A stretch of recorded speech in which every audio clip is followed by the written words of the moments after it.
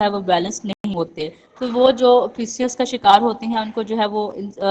Cardio वाली जो है वो एक्सरसाइजेस वो जो है करनी चाहिए, ब्रिस्ट वॉक करने चाहिए, जॉगिंग करनी चाहिए, साइकिलिंग करनी चाहिए। तो ये सारी क्या करती हैं, एक तो फर्टिलिटी को बूस्ट करती हैं, इंसुलिन रेजिस्टेंस को कम करती हैं और उनके मूड को जो है वो बेटर करती हैं। ठीक है, इसके अलावा हम देखा जाए तो जो इंसुलिन सेंसिटिविटी होती है उसको इम्प्रूव करती है। और ये जो इंसुलिन सेंसिटिविटी होती है ये जैसे हम बात करें कि टाइप टू डायबिटीज में इंसुलिन रेजिस्टेंस भी होती है, तो ये जो है बस इसको क्या करती है, काम करती है। ठीक है, इसके अलावा अगर देखा जाए तो रोजाना जो है वो 30 मिनट वॉक वगैरह करने से एक तो क्या होता है कि वेट जो है वो मैनेज हो जाता है। अब यहाँ पे हम बात करते हैं, लाइक अगर हम बात करें कि कोई पर्सन ओबेसिटी का शिकार है या कोई नॉर्मल पर्सन है, जैसे हम बात करें कि अगर वो पहले इसका सेडेंट्री लाइफस्टाइल है। सेडेंट्री मतलब ये है कि पहले अगर कोई काम का कुछ वॉक वगैरह जो है वो नहीं करता अगर कोई पर्सन, ठीक है, अगर कोई पर्सन जो है वो पहले वॉक वगैरह नहीं करता, एक्सरसाइज नहीं करता, तो उसको एकदम जो है वो बहुत ज़्यादा जो है वो एकदम जो है उसको बहुत ज़्यादा जो है वो हार्ड स्ट्रिक जो है वो एक्सरसाइज वगैरह स्टार्ट नहीं करनी चाहिए, बल्कि उसको अपना जो है वो इस तरह फिजिकल एक्टिविटी लेवल जो है वो वॉक वगैरह को स्टार्ट करना चाहिए कि स्टार्ट में जो है वो पहले जो है वो आहिस्ता आहिस्ता जो है वो ब्रिस्ट वॉक को स्टार्ट करे। ठीक है, ब्रिस्ट वॉक में करे, मतलब कि फॉर एग्जांपल स्टार्ट में जो है वो पहले 20 मिनट जो है वो सिर्फ वॉक करे, पहले जो है वो एकदम जो है वो एक्सरसाइज पे शिफ्ट ना हो पर्सन, क्योंकि इस तरह से क्या हो जाएगा, उसकी बॉडी के अंदर जो है वो क्रैम्पिंग वगैरह होना स्टार्ट हो जाएगी, लैक्टेटिक एसिड क्यूमुलेशन होना स्टार्ट हो जाएगी, जिसकी वजह से वो जल्दी जो है वो फटीक होना स्टार्ट हो जाता है पर्सन। तो अगर कोई पर्सन है, अगर उसने अपना वॉक या एक्सरसाइज का पैटर्न स्टार्ट करना है, तो उसको चाहिए कि स्टार्टिंग में जो है वो अपने आप को वॉक से स्टार्ट करे, पहले वॉक करे। फॉर एग्जाम्पल वो पहले जो है वो 20 जो है वो अपना थोड़ा सा और जो है वो टाइम जो है वो इंक्रीज कर दे। टाइम जैसे इतना हम बात करते हैं कि पहले अगर वो एक वीक जो था वो 20 मिनट वॉक कर रहा था, नेक्स्ट वीक जो है वो अपने 30 मिनट जो है वो उसको ऐड कर दे। फिर उससे नेक्स्ट वीक जो है वो अपना जो है वो 145 मिनट तक जो है वो अपना वॉक का जो है वो पैटर्न ले, फिर इस तरह वॉक करे। उससे नेक्स्ट वीक जो है वो इस तरह वॉक करे कि 1 मिनट जो है अगर उसको जो है वो 120 स्टेप्स जो है पर्सन को क्या करना चाहिए, करना चाहिए, मतलब कि वो आहिस्ता आहिस्ता जो है वो अपनी स्पीड को जो है वो इंक्रीज करे। फिर बाद में जो है नेक्स्ट स्टेप वो करे कि वो वॉक के साथ जो है वो अपने एक्सरसाइज को ऐड करे।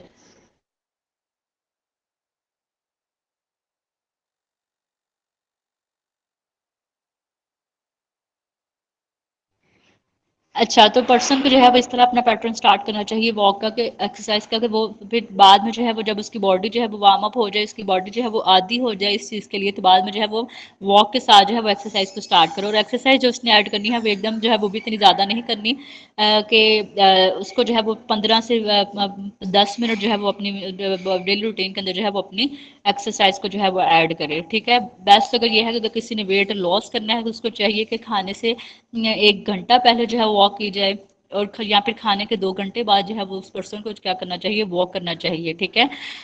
तो इससे क्या होता है कि जब हम वॉक करते हैं, वो लोग, मैं ये नहीं कहना चाह रही कि जो लोग जिनका वेट गेन है सिर्फ वो ही वॉक करें, बल्कि जिनका वेट लॉस है, जो अंडर वेट लोग हैं, जो वेट गेन करना चाहते हैं, उनको भी वॉक करनी चाहिए। हम यही नहीं कह सकते कि जो लोग जो अंडर वेट हैं, मतलब कि जो जो बहुत ज़्यादा स्लिम हैं, स्मार्ट हैं, पतले वगैरह हैं, उनको जो है कोई वॉक शॉक नहीं करना चाहिए, ऐसा नहीं है, बल्कि हर पर्सन को जो है वो वॉक लाजमी जो है अपनी डेली रूटीन के अंदर जो है वो लाजमी करना चाहिए। इसका मतलब ये है कि जितना हम इनटेक करते हैं उतना हमारा यूटिलाइज होना बहुत ज़्यादा ज़रूरी है, तभी हमारी बॉडी का जो है वो बैलेंस रहता है। ठीक है, एक तो इसमें क्या ये होता है कि जो लोग अंडर वेट होते हैं उनको वॉक क्यों करनी चाहिए, क्योंकि वो लोग जो अंडर वेट होते हैं, जब हम वॉक वगैरह करते हैं तो इससे क्या होता है कि हमारा मेटाबॉलिज्म जो होता है बॉडी का वो बेटर होता है, जो हमारा जो हाजमे का सिस्टम होता है वो बेटर होता है, हमारे इंजाइम्स की प्रोडक्शन जो है वो बेटर हो जाती है। तो वो लोग, ये नहीं होना चाहिए कि जो लोग अंडर वेट हैं वो सिर्फ जो है वो अपना वेट गेन के लिए जो है वो अपनी सिर्फ डाइट को ही इंक्रीज करें तो उनका वेट गेन होगा, ऐसे नहीं होता। क्योंकि जब वॉक करते हैं तो इससे क्या होता है, एक्सरसाइज, बल्कि वेट गेन करने के लिए भी जो है वो एक्सरसाइज वगैरह जो है वो जो है वो करनी चाहिए। जब जैसे स्ट्रेंथ ट्रेनिंग वगैरह होती हैं उनको जो है वो करना चाहिए। उसमें बेसिकली होता क्या है कि मेटाबॉलिक रेट जो है वो बढ़ता है, बॉडी की कंपोजिशन जो है वो चेंज होती है, मसल मैस जो है वो बॉडी के अंदर जो है वो मसल्स वगैरह की जो है वो ब्रेकडाउन वगैरह होती है, बॉडी जो है वो थोड़ी उसमें चेंजिंग आती है। फिर जो है वो एक तो पर्सन को क्या करता है कि जब उसका मेटाबॉलिज्म रेट जो है वो बेटर होता है तो उसको भूख भी जो है वो ज़्यादा लगती है। जब उसकी जो फिर जो क्या करेगा वो पर्सन, जब उसका मेटाबॉलिज्म जो है वो बेटर होगा, जब उसका हाजमे का सिस्टम बेटर होगा वॉक वगैरह से, एक्सरसाइज से, तो उसको भूख ज़्यादा लगेगी। जब भूख ज़्यादा लगेगी लगेगी, तो वो जो भी खाएगा उसकी न्यूट्रिएंट वगैरह हर चीज़ जो है उसको प्रॉपर जो है वो ऑब्जॉर्ब होगी, जिससे उसको एक तो उसके प्रॉपर प्रॉपर उसको न्यूट्रिशन मिलेगी और उससे उसका क्या जाएगा, उसका वेट भी गेन होगा, और ये हेल्थी वे से जो है उसका वेट गेन होगा। ठीक है।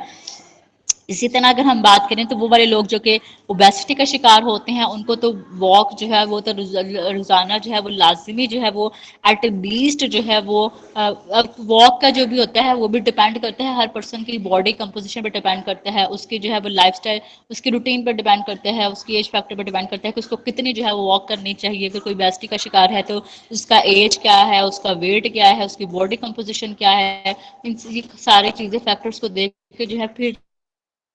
रिकमेंड की जाती है कि इस पर्सन वैसे जो है वॉक करनी चाहिए। लेकिन कोई नॉर्मल पर्सन है, ना वो ओवरवेट है ना अंडर वेट है, एटलीस्ट उसको जो है हम जैसे हम नॉर्मल पर्सन है, हमें तो कम से कम 30 मिनट तो जो है वो वॉक हर किसी को तो डेली रूटीन के अंदर नहीं करनी चाहिए। लेकिन अगर किसी ने वेट लॉस करना है तो उसको 60 मिनट जो है वो वॉक तो लाजमी जो है वो करनी चाहिए। लेकिन वॉक जब आपने करनी है तो कोई भी वेट, अगर फॉर एग्जांपल कोई पर्सन जो है वो मोटापे का शिकार है तो उसने जब वॉक करनी है तो वो ये स्ट्रेस में वॉक ना करे, मतलब कि वो अपने सर पे जो है इस बात को हावी ना करे कि मैं जो है वेट लॉस करने के लिए ही वॉक कर रहा हूँ, मैं वॉक करूंगा तो फिर ही मेरा वेट लॉस होगा, ऐसे वॉक नहीं करनी चाहिए। बल्कि अपने आप को बिल्कुल माइंड को रिलैक्स करके जो है वो बिल्कुल जो है वो फिर वॉक करनी चाहिए। ठीक है। एक तो ये कहा कि इससे इससे उसका weight calorie kilo calories burning process भी उसका बेटर वो भी कम होगा। ठीक है। और दूसरा जो है उसका माइंड जो है वो रिलैक्स होगा। कोई भी है, कभी भी वेट लॉस तब तक नहीं होता जब तक आपका स्ट्रेस फैक्टर जो है वो जीरो नहीं होता। स्ट्रेस कम होगा तभी आपका वेट जो है वो खुद ब खुद जो है वो लॉस होना स्टार्ट हो जाता है। और वेट गेन के लिए भी जो है वो आपका स्ट्रेस फैक्टर जो है वो जीरो होना जो है वो बहुत ज्यादा जरूरी है। ठीक है। इसी तरह अगर हम बात करें तो फिजिकल एक्टिविटी जो वॉक वगैरह होते हैं उसका बड़ा वो डिप्रेशन एंड एंग्जाइटी के सिम्टम्स को जो है बहुत ज़्यादा कम कर देते हैं। फिजिकल एक्टिविटी लेवल से बेसिकली होता क्या है कि लर्निंग थिंकिंग प्रोसेस जो है वो भी इन्हांस हो जाता है। फिजिकल एक्टिविटी लेवल से एक तो ये होता है कि हमारे जॉइंट्स की जो है मोटिलिटी मोबिलिटी वगैरह जो है वो बेटर हो जाती है, प्रॉपर जो है वो ग्रोथ वगैरह होती है। ठीक है। तो इस तरह अगर हम बात करें तो ग्लोबली देखा जाए ना तो हर किसी 4 अडल्ट में से 4 में से कोई एक जो है ना वो कोई भी 4 में से जो है वो एक पर्सन जो है वो क्या करता है, वॉक करता है। ठीक है। इतना कम जो है वो इसकी रेशो है। इसके अलावा अगर हम देखा जाए तो यहाँ पे जो है वो पॉइंट आता है कि फिजिकल एक्टिविटी लेवल के अकॉर्डिंग अगर हम बात करेंगे तो हाइपर टेंशन जो है वो कैसे ये बेस्ट होती है, कैसे ये जो है बीपी को नॉर्मल करती है। वो वाले पर्सन जो कि ब्लड प्रेशर का शिकार होते हैं, जब वो वॉक वगैरह करते हैं तो उससे क्या होता है कि उनकी स्वेटिंग होती है, पसीना वगैरह आता है जब। ठीक है। पसीने से जब जब आता है तो इससे होता क्या है कि जो बॉडी के अंदर जो सॉल्ट होता है, हाइपर टेंशन में बेसिकली हमने करना क्या होता है कि हमने वो वाली न्यूट्रिशन थेरेपी देनी होती है, low sodium high potassium high calcium high magnesium. ठीक है। तो इनका जब जो है वो हाइपरटेंशन पेशेंट होते हैं, जब वो एक्सरसाइज करते हैं, वॉक एक्सरसाइज तो है उनको इतनी सीवियर वॉल्यूम नहीं करना चाहिए जिससे इनके मसल्स पे जो है वो हार्ट के मसल्स पे प्रेशर पड़े और इनका बीपी एकदम जो है वो शूट कर देगा। उनको सीवियर वाली जो बहुत ज़्यादा जो है वो हाई इंटेंसिटी ट्रेनिंग वगैरह वाली होती हैं वो वाली एक्सरसाइज नहीं करनी चाहिए। ठीक है। इसके अलावा अगर हम देखा जाए तो जब वो वॉक वगैरह उनके लिए बहुत अच्छी है हाइपरटेंशन के लिए। ठीक है। एक तो उससे करेगा जब वो वॉक करते हैं, स्वेटिंग होती है, पसीना आता है, तो पसीने से क्या होता है कि बॉडी के अंदर जो सॉल्ट होते हैं वो बाहर जो है वो निकल आते हैं। वो जो सोडियम का जो लेवल बॉडी के अंदर बढ़ा होता है वो क्या हो जाता है, स्वेटिंग के थ्रू जो है वो कम हो जाता है। और इससे जो है वो उसके काफ़ी सारे जो सिम्टम्स होते हैं हाइपरटेंसिव पेशेंट के, लाइक हेडेक वगैरह, जो उसके नेक वगैरह में पेन होती है, मसल्स में जो है वो क्लैंपिंग हुई होती है, तो उससे जो है उसके काफ़ी सारे सिम्टम्स में जो है वो बेटर इंप्रूवमेंट जो है बहुत ज़्यादा जो है वो आती है। ठीक है। तो कोई भी डिजीज़ है, लाइक हाइपरटेंशन है, डायबिटीज़ है, कोई भी डिजीज़ है, पीसीओएस है, कुछ भी है, कभी भी जो है वो कोई भी डिजीज़ जो है वैसे मेंटेन नहीं होती कि हम जो है वो सिर्फ डाइट के थ्रू जो है, या हम मेडिसिन के थ्रू जो है वो मेंटेन हो जाएगी। कोई भी मेडिसिन है, इसके लिए जो है वो फिजिकल एक्टिविटी लेवल का होना बहुत, जितना डाइट का इंपॉर्टेंट रोल है उतना फिजिकल एक्टिविटी लेवल का भी इंपॉर्टेंट रोल है। ठीक है। फिजिकल एक्टिविटी लेवल करेंगे तो कोई भी जो डाइट हम लेंगे, कोई भी हम मेडिसिन लेंगे, तो मेडिसिन की और डाइट की जो बायोअवेलेबिलिटी होती है, वो अब्जॉर्प्शन वगैरह जो होता है, रेट होता है, वो इंक्रीज हो जाता है। तो इट्स मीन कि डाइट का जो है वो, डाइट का तो इम्पोर्टेंट रोल है ही है, लेकिन उस डाइट को जो है वो बेस्ट फॉर्म में अपनी बॉडी को अब्जॉर्ब करने के लिए जो है वो हमें फिजिकल एक्टिविटी लेवल को ऐड करना बहुत ज़्यादा जो है वो ज़रूरी है। ठीक है।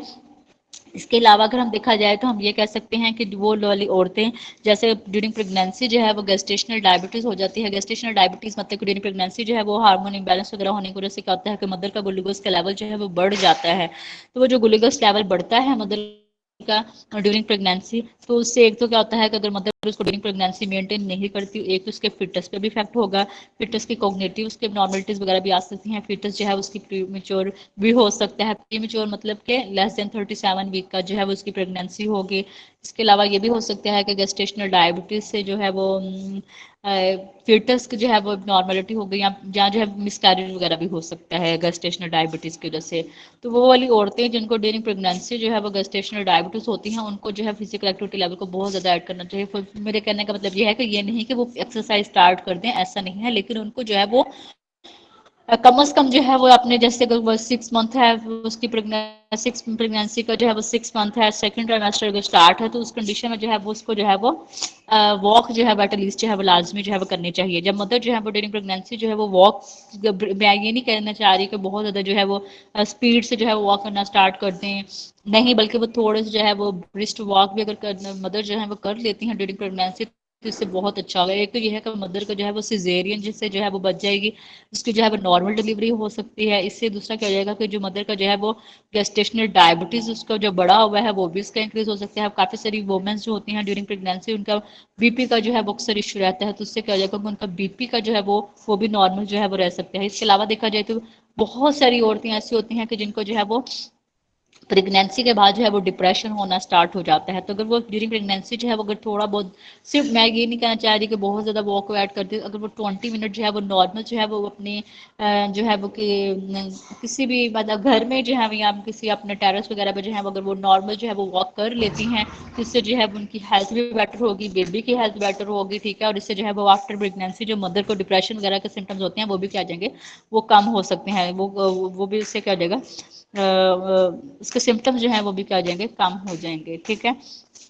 तो इट्स मीन कि मेरे कहने का मतलब ये है कि फिजिकल एक्टिविटी जो लेवल होता है उसको जो है वो हमें डेली रूटीन के अंदर जो है वो लाजमी ऐड करना चाहिए। बेस्ट बेस्ट जो इसका टाइम होता है फिजिकल एक्टिविटी लेवल का वॉक करने का, जो सबसे अच्छा टाइम है वो तो ये है कि अर्ली मॉर्निंग जो है वो सुबह के टाइम जो है वो जिस टाइम जो है वो सूरज निकल रहा होता है उससे थोड़ी देर पहले आप स्टार्ट कर दें। तो सुबह 5 एटलीस्ट 5-10 मिनट, तो आप 5 मिनट बेशक 10 मिनट जो है वो आपको जो अर्ली सुबह बिल्कुल मॉर्निंग में जो है वो सूरज निकल रहा होता है वो भी जो है वो आपको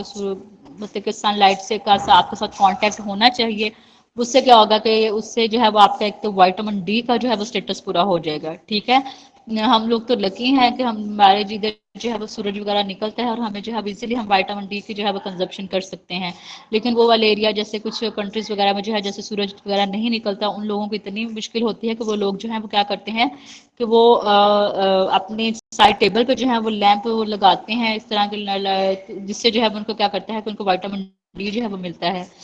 तो इनको जो है वो इतनी जो है वो लोग जो है विटामिन डी के लिए जो है वो इतनी मेहनत वगैरह जो है वो करते हैं, लेकिन हमें इतना नेचुरल जो है वो अल्लाह ताला की तरफ से जो है हमें सनलाइट के थ्रू जो है हमारा विटामिन डी का जो है वो स्टेटस पूरा हो जाता है। एक तो उससे कहता है कि हमारा माइंड भी जो है वो रिलैक्स हो जाता है। सबसे पहले तो ये है कि वॉक का जो है वो तो लाजमी जो है वो सुबह के टाइम जो है एटलीस्ट जो है वो आप 10 मिनट भी अगर कोई पर्सन जो है वो सुबह के टाइम जो है वो वॉक कर लेता है, तो उससे उसके पूरे दिन का जो है वो स्ट्रेस का जो नॉर्मल, जैसे हम बात करें ना तो मॉर्निंग में टाइम जैसे मैंने बात की है कि जो एक हार्मोन होता है कोर्टिसोल हार्मोन जो कि स्ट्रेस हार्मोन होता है, तो उसका लेवल जो है इंक्रीज हुआ होता है। जब हम सुबह टाइम वॉक करते हैं तो वो जो स्ट्रेस हार्मोन होता है उसका लेवल जो है वो डिक्रीज हो जाता है। वो जब वो लेवल ही कम हो जाएगा स्ट्रेस वाला, तो हमारी बॉडी में जो है वो फटीक नहीं होगी, क्योंकि जब स्ट्रेस हार्मोन का लेवल ज्यादा होता है बॉडी के अंदर फटीक जो है वो कॉज करता है, चिड़चिड़ापन जो है वो हमें कॉज करता है। तो जब हम सुबह मॉर्निंग वॉक करते हैं तो उससे वो जो हमारा हार्मोन का लेवल जो होता है वो डिक्रीज हो जाता है स्ट्रेस हार्मोन का, और जो हैप्पीनेस हार्मोन होता है सेरोटोनिन का लेवल जो है वो इंक्रीज हो जाता है। तो मोस्टली लोग वो लोग जो कि सुबह जो है मॉर्निंग वॉक करते हैं वो मोस्टली जो है वो 99% जो है वो एक्टिव होते हैं, फ्रेश होते हैं, ठीक है। और उनके अंदर जो है वो क्रोनिक डिजीजेस के चांसेस भी बहुत जो है वो कम होते हैं। तो ये जो है अगर कोई पर्सन, अगर किसी को कोई क्रोनिक डिजीज हो भी गई है, डायबिटीज है, हाइपरटेंशन कोई भी है, इससे पहली बात ये है कि ये ऐसी डिजीजेस हैं इनसे जो है वो परेशान नहीं होना चाहिए। कोई डिजीज आ गया है तो क्या है,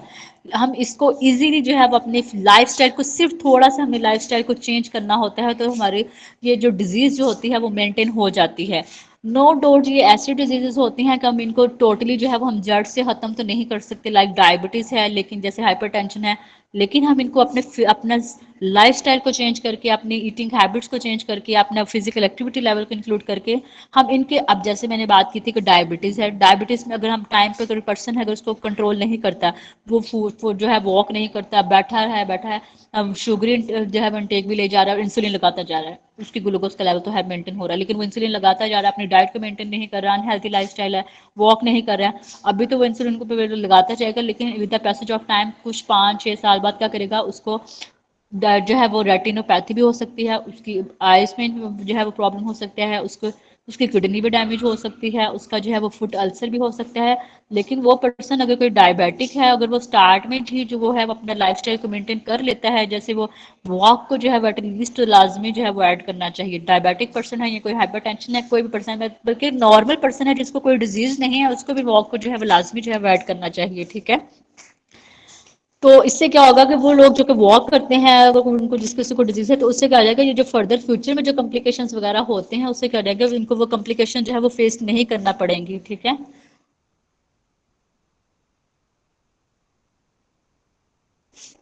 तो वो वाले लोग जो कि क्या करते हैं, फिजिकल एक्टिविटी लेवल करते हैं, इससे क्या होगा कि वो उनकी जो है वो डिजीज तो मेंटेन हो जाती है, बल्कि वो अपने आप को क्या करते हैं, बेटर जो है वो फील करते हैं। तो अगर किसी को कोई डिजीज हो गया है तो उससे उसको परेशान नहीं होना चाहिए, बल्कि ये इजीली जो है वो उसको जो है वो मेंटेन कर सकते हैं। बल्कि काफ़ी सारे लोग जो कि अपने लाइफस्टाइल को जो है वो बेटर करते हैं, उनकी काफ़ी सारी मेडिसिन जो हैं वो भी क्या हो जाती हैं, छूट जाती हैं, जब वो अपने लाइफस्टाइल को थोड़ा सा इंप्रूव करते हैं। सिर्फ अगर कोई पर्सन जो है वो 1 मंथ ही अपना लाइफस्टाइल को चेंज कर लेता है, ये जो वॉक है, डाइट है, इसका ये क्या आता है, ये स्लो प्रोग्रेस प्रोसेस होता है। लाइक अगर हम बात करें, कोई पर्सन जो है अपना लाइफस्टाइल चेंज करता है, लाइक अगर वो अपनी ईटिंग हैबिट्स को जो है वो बेटर करता है, हेल्थी ईटिंग पे आता है, वॉक स्टार्ट करता है, तो इसका प्रोसेस स्लो होता है, लेकिन इसका जो बेनिफिट होता है वो लॉन्ग टर्म जो है इसका बेनिफिट होता है, लॉन्ग टर्म जो है इसका इफेक्ट आता है, और इसका इफेक्ट जो है वो बहुत अच्छा जो है वो होता है। तो ये मेरा आज का टॉपिक था। ओके सर, मेरा टॉपिक कंप्लीट हो गया।